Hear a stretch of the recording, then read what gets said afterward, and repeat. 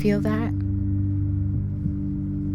Can you feel that something is coming? A change? A quickening? Like the clock is ticking? The whole world is only always in a hurry, and the rage that they display, if anyone or anything holds them up for any reason, wow. This is a testament to the fact that everyone knows. Everyone instinctively knows the time is running out. God has put this knowing in us. We can brush it off for any reason or with any excuse we want, but it's not going away. It will get worse. People will get worse. And as we get closer, reality will get more and more violent as their love grows colder and colder. You're running out of time. Running out of time for what? If we would just stop and examine this, ponder this feeling, we would baffle ourselves with questions the world doesn't have the answers to. But we do, or we should. Bible prophecy wasn't given to us to just be a part of the Bible we brush off. It was given to us for so many reasons. Not just for us, mostly for us, but also so that we would have the answers to the questions the world doesn't even know how to ask or even articulate.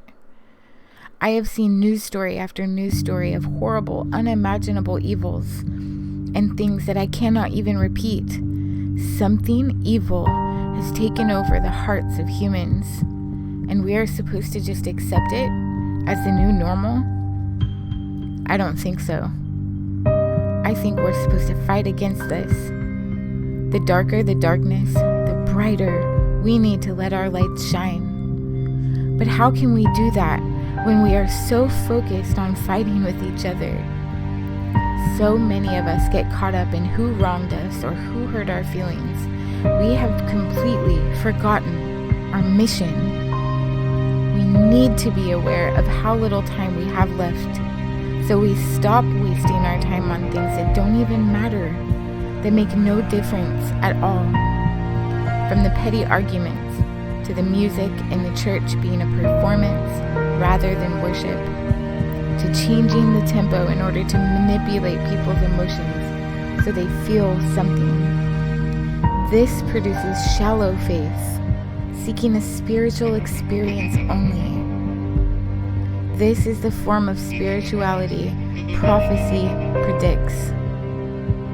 Having a form of spirituality but denying its power.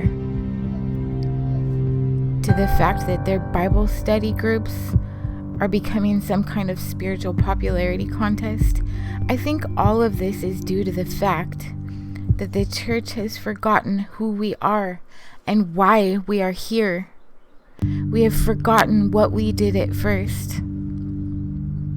And we have allowed this world to influence us instead of us influencing them. We are so caught up in this world and its ways that we don't know how to be the church anymore.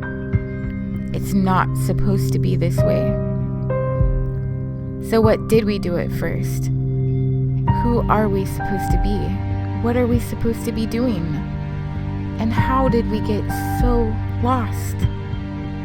There's no time to waste.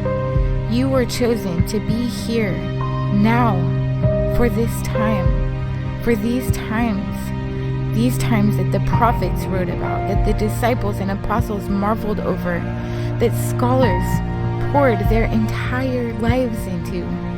You, not them. I pray that we are worthy of that calling. Us, together, are living Bible prophecy, and we must get our act together. Choose today who you will serve. It's all or nothing now. We need each other, and will need each other when the real persecution comes. I pray that we are taken before we see that, but we can't know how long or how much we will go through. But persecution is at our door, and if we think it's hard to follow Jesus now, then we are in for a rude awakening. Work out your own salvation with fear and trembling now, while it's easy. We must be able to trust each other. Jesus will provide all of our needs. He will lead us and guide us. But we have to get off that fence first.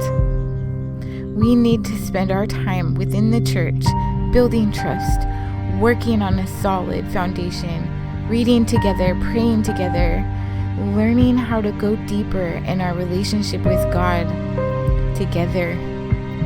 We must stop behaving like the world and be different, to live different, to love different. We are supposed to be recognized as believers by this world, by our love for each other.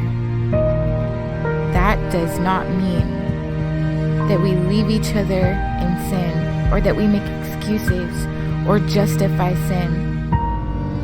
No, we are supposed to pull each other out, to love one another more than we love ourselves, to care more about the well-being of each other than we care about ourselves and our own personal comfort levels. I have heard so many believers excuse themselves from their responsibility to their brothers and sisters by saying everyone's on their own journey, or we aren't supposed to judge. How have we come to this conclusion? This is a mutilated truth.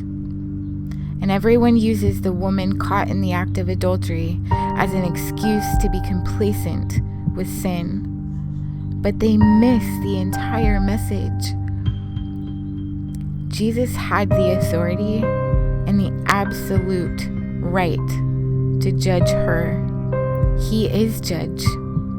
And she truly was guilty. They brought her to him, fully expecting him to be mean to her, to reject her, and to possibly even take part in the violence of stoning her. That is carrying out judgment, the judgment against her, condemned to stoning. He did judge her. She was guilty. They also were guilty. And he also judged them and could see the schemes they were up to. Woman, where are your accusers? Jesus asked her. Lord, I have none. Then neither do I condemn you. Go and leave your life of sin. That is the part we must remember.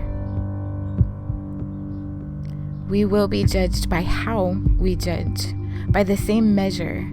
We can fake it to each other and ourselves all we want, but our own heart will deceive us into believing that we are a tolerant judge. We condemn each other within the church to rejection, to even shame. We don't like someone or what someone did, so we reject them and wound them to the point that they leave the church. And some of us, our faith is weak. That is not to shame or mock. It is the truth. And they cannot separate their faith in God from their faith in the church and end up leaving God as well. We need to be able to see the spiritual war going on. And when we start raising our sword, the enemy will flee. He's a coward, and he counts on us not seeing or recognizing his movement on our camp. We have so much to talk about. Church, we are in bad shape. There is so much work to do. We have to start waking each other up. Jesus is coming very soon. It's time to live like it. This world needs us to get back to work. They need the truth that we have, and we must stop fighting for our enemy and doing his work for him. We make it so easy for him, don't we? Wake up, O sleeper. Put on your armor. Turn your face to the true enemy. We must fight together and bring the good news to this world that has no idea what's coming.